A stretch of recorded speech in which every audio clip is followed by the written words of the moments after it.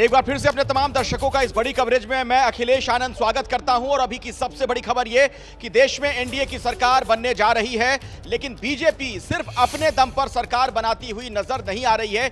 यानी बहुमत के लिए जो जादुई आंकड़ा होता है उससे पीछे है बीजेपी को अपने दम पर बहुमत नहीं मिल रहा है। अभी बीजेपी के प्रत्याशी 242 सीटों पर लीड लिए हुए हैं।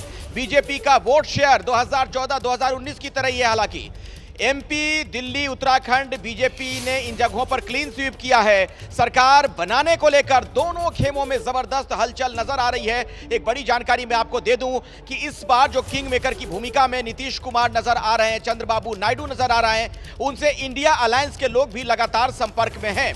नीतीश कुमार को उप प्रधानमंत्री तक का ऑफर दिया जा रहा है, यह भी सूत्र बता रहे हैं। अमित शाह की चंद्रबाबू नायडू से फोन पर बात हुई है। सरकार बनाने को लेकर दोनों ही खेमों में हलचल है। हालांकि अभी जो तस्वीर है उसके मुताबिक एनडीए की सरकार स्पष्ट तौर पर बनती हुई नजर आ रही है।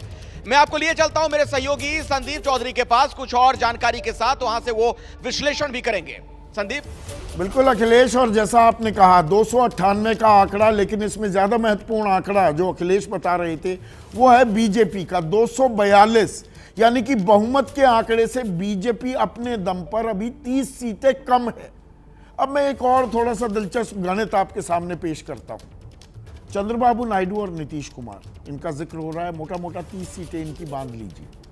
30 सीटें 298 में से आप अगर घटाते हैं तो ये आंकड़ा 268 पर आ जाता है, और 227 में जोड़ देते हैं 30 तो ये 257 का हो जाता है।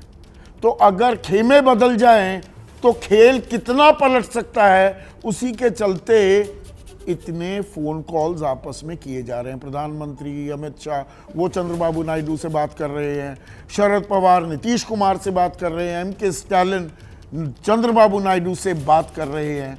और ये प्रधानमंत्री मोदी के राजनीतिक जीवन में ऐसा पहली बार हुआ है कि उन्हें, यानी कि उनकी पार्टी को स्पष्ट बहुमत ना मिला।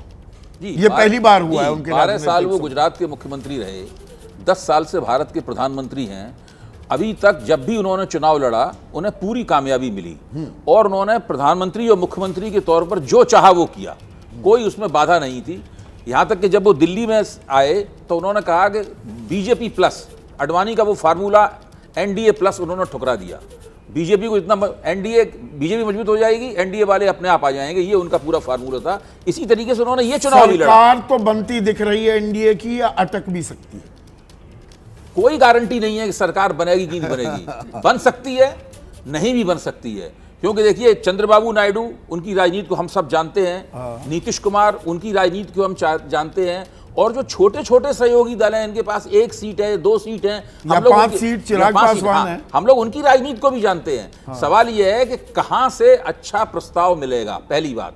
दूसरी बात, अगर मैं अपने आप को एक क्षेत्रीय दल के लिए रोकता हूं।